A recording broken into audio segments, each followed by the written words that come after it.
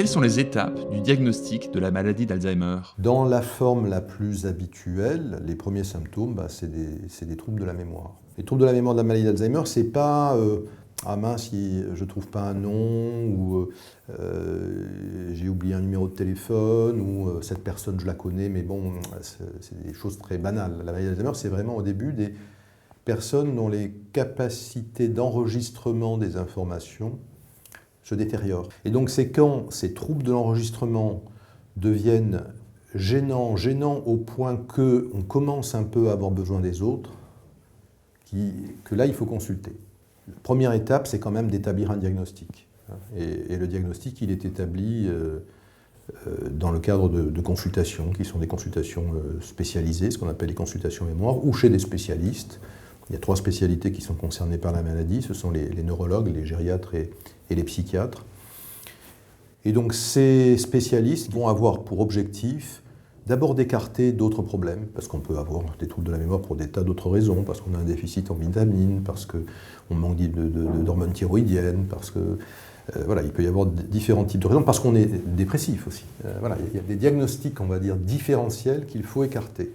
Après cette première phase, on va ensuite s'intéresser aux troubles de la mémoire à proprement parler, c'est-à-dire qu'on va le regarder de manière objective, la plus objective possible, avec des tests. Donc ça, c'est fait par des psychologues qui sont spécialisés, qu'on appelle les neuropsychologues, qui vont tester la capacité du sujet à mémoriser des listes de mots, des images, voilà, toute une série de matériels qui vont permettre ensuite de conduire le neuropsychologue à faire une hypothèse sur la nature du trouble de la mémoire. Est-ce que c'est vraiment un défaut d'enregistrement, comme je le disais tout à l'heure, ou est-ce que c'est simplement quelqu'un qui a des difficultés, qui a une information dans la tête, mais qui a des difficultés à la faire remonter à la surface? Et ça, il peut y avoir des tas de raisons qui peuvent l'expliquer.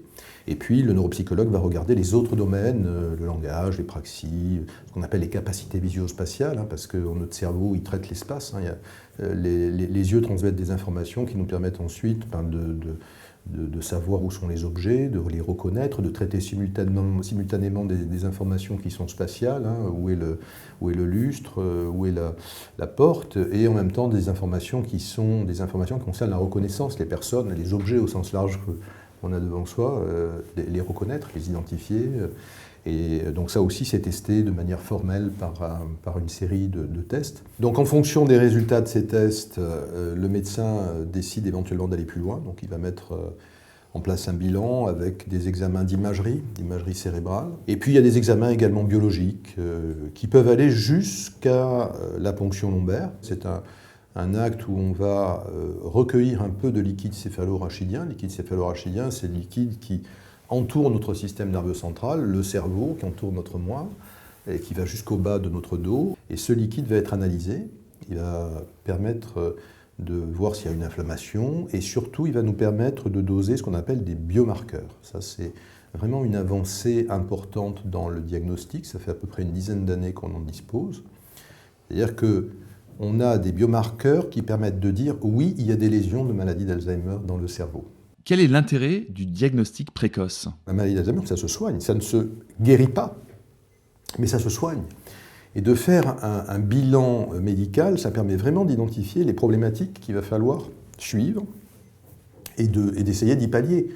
Si on ne fait rien, si on dit oui, bon, de toute façon, il n'y a pas de traitement, le risque, c'est vraiment de ne pas mettre en place les dispositifs et les aides qui permettent de pallier à des problèmes qui vont survenir. Et on ne va pas régler un problème, on va essayer de prévenir une aggravation, de la ralentir, de faire en sorte que la personne, si elle le souhaite, continue à vivre le plus longtemps possible chez elle. J'ai des patients qui ont une maladie d'Alzheimer à un stade léger qui continuent à avoir une activité professionnelle. Notre rôle, c'est vraiment de conduire le patient à s'adapter le mieux possible à cette maladie. Alors, ce qui est important, c'est qu'il faut que ce soit des personnes qui aient conscience de leurs déficits pour qu'on puisse les aider et les aider de manière efficace. Auriez-vous des conseils à donner à l'entourage du malade? Quand on parle de maladie, on parle toujours de ce qui ne va pas. Et c'est vrai que pour faire un diagnostic, il y a une phase très désagréable où on passe par l'objectivation de ce qui ne va pas. Mais une fois qu'on a fait ça, il faut parler de ce qui va et de ce qui va bien. Parce qu'en positivant, en accompagnant, en sollicitant les ressources des patients, en utilisant, quand c'est utile, des médicaments qui vont les aider, même s'ils ne vont pas les guérir, parce qu'on n'en a pas, eh bien, on va vraiment avoir un effet significatif sur leur histoire de vie.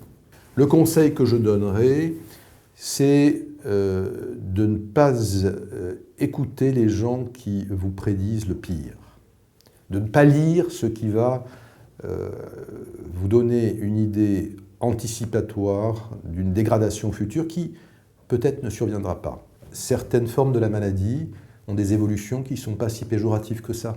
Et donc de vous concentrer sur des informations qui vont vous permettre de positiver, d'avoir des actions positives et d'aider de manière positive le patient.